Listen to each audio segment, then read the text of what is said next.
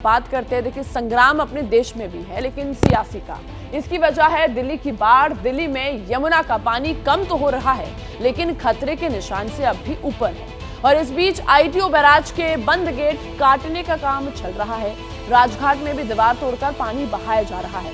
कुल मिलाकर पानी कम तो हो रहा है लेकिन राजनीति का उफान बढ़ता जा रहा है। एक तरफ हरियाणा और दिल्ली सरकार आमने सामने है तो दूसरी तरफ बीजेपी और आम आदमी पार्टी के नेता एक दूसरे पर प्रहार और पलटवार कर रहे हैं।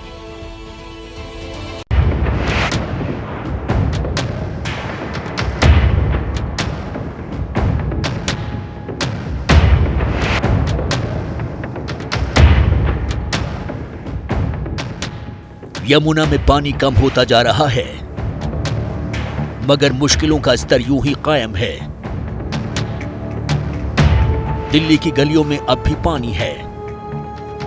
दर्द और परेशानी की वही कहानी है क्योंकि अब भी यमुना खतरे के निशान से ऊपर बह रही है और इसका असर दिख रहा है यमुना के आसपास के इलाकों में। मयूर विहार से लेकर लाल किले तक स्थिति अब भी पानी पानी है। प्रशासन की तरफ से भी 4 जो पंप मशीन थी वो यहाँ पर बुलाई गई और उसके बाद पानी निकालने की कवायद शुरू हुई। इसके बावजूद भी आप अंदाजा लगाइए कि 6 से 7 फीट पानी अभी भी सामने अंडरपास पे भरा हुआ है। निकालने की कोई सुविधा नहीं है तो इसलिए इस पानी को पंप के द्वारा ही एक बार फिर से निकाला जाएगा। घर, दुकान, गली, सड़क, हर जगह सिर्फ पानी ही पानी नजर आ रहा है। राजघाट के इलाके में पानी निकालने के लिए दीवारों को तोड़ दिया गया है। उपराज्यपाल विनय कुमार सक्सेना और केजरीवाल के मंत्री आतिशी की मौजूदगी में राजघाट के पास दीवार तोड़ी गई है। पानी कम होने लगा है लेकिन सियासत और ज्यादा उफान मारने लगी है।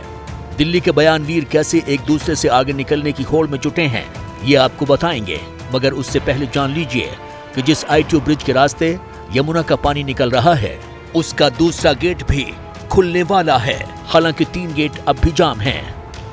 राजधानी दिल्ली में आईटीओ बैराज के गेट को खोलने का काम चल रहा है। दरअसल यहाँ पर 5 गेट हैं, आप अगर तस्वीरों में देखें तो, जिसमें से एक गेट को कल खोल लिया गया और दूसरा जो गेट है जो जाम है जिसके लिए टीम बाहर से आई है उसको खोलने का काम लगातार जारी है। देर शाम से उसको खोलने की कोशिश की जा रही है लेकिन अभी भी काम चल ही रहा है। शाम हो चुकी है, अंधेरा हो चुका है, इसकी वजह से काम ठप पड़ा हुआ है लेकिन उम्मीद है गेट को जल्द से जल्द खोल लिया जाएगा। घंटे 2 घंटे या पूरी रात का वक्त भी लग सकता है लेकिन इस वक्त काम लगातार जारी है तो ऐसे में उम्मीद की जा रही है कि इस गेट को जल्द खोल लिया जाए। ये वही आईटीओ बैराज है जो बरसों से जाम है, जो हरियाणा सरकार के अधीन है, जिसको लेकर दिल्ली की सरकार लगातार आक्रामक है, जिसका गेट गैस कटर से काटकर पानी निकाला जा रहा है। दिल्ली सरकार का आरोप है कि इस बैराज के पास हरियाणा सरकार ने गाद नहीं निकाला इसलिए दिल्ली डूब गई। ये आईटीओ का बैराज आप दिल्ली सरकार को दे दीजिए।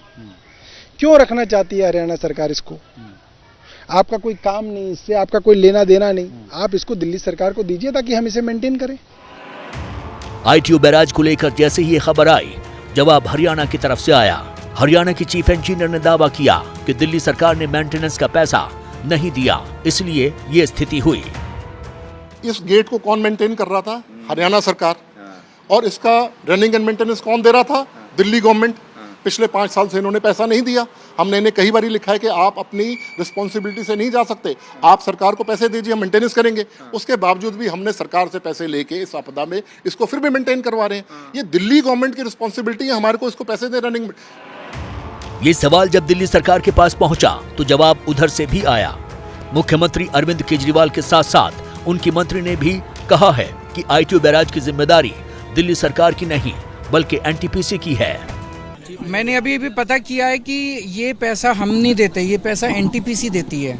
एनटीपीसी दिया करती थी तो एनटीपीसी भी सेंट्रल गवर्नमेंट की है तो ये प्रश्न एनटीपीसी से पूछना चाहिए, उन्होंने दिया नहीं दिया, इसमें दिल्ली सरकार का कोई रोल नहीं होता था। केजरीवाल के इस जवाब को सुनकर हरियाणा के मुख्यमंत्री भी सामने आए। उन्होंने बताया कि दिल्ली के मुख्यमंत्री की सोच बहुत छोटी है।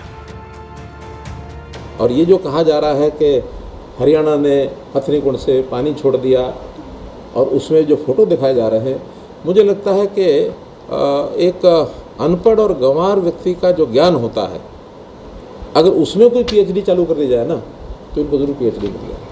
कभी भी किसी के मन में ये नहीं आ सकता कि मैं अपना बचाव करूं और किसी दूसरे को नुकसान पहुंचा दूं। ये छोटी सोच का व्यक्ति तो कर सकता है। आरोप प्रत्यारोप के बीच सवाल उठने लगा है कि आईटीओ बैराज के रखरखाव का जिम्मा एनटीपीसी के पास कैसे चला गया।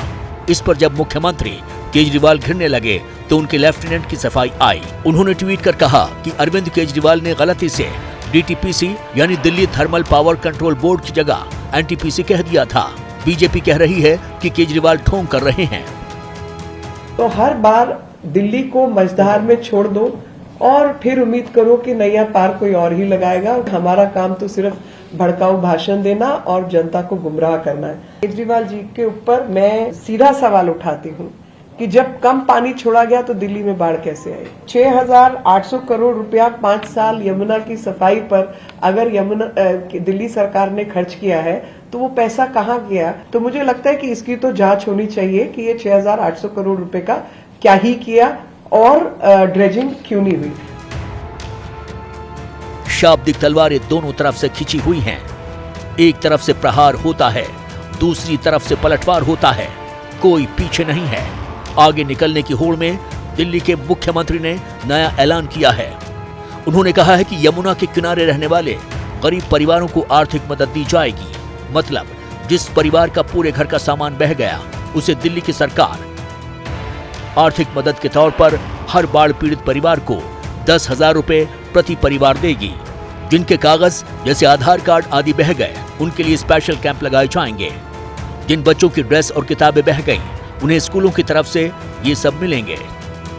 केजरीवाल सरकार को उम्मीद है कि जिनका सब कुछ बाढ़ में बर्बाद हो गया उन्हें 10,000 रुपए में बहुत कुछ वापस मिल जाएगा। यमुना किनारे रहने वाले ऐसे लोगों को समझ में नहीं आ रहा है कि वो इससे खुश हो जाएं या फिर इस बाढ़ के प्रचंड प्रहार से करहाते रहें। पत्रकारिता कोई इमोशन नहीं है, ना अपना कोई ज्ञान देना है और ना कोई विचार थोपना है। पत्रकारिता क्या है?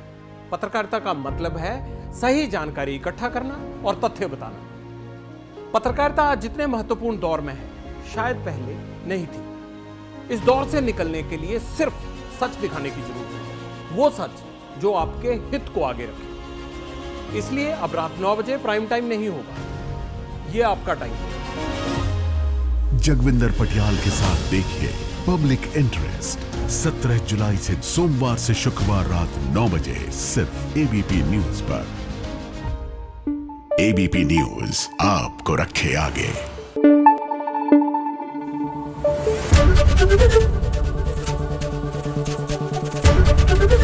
एबीपी न्यूज आपको रखे आगे।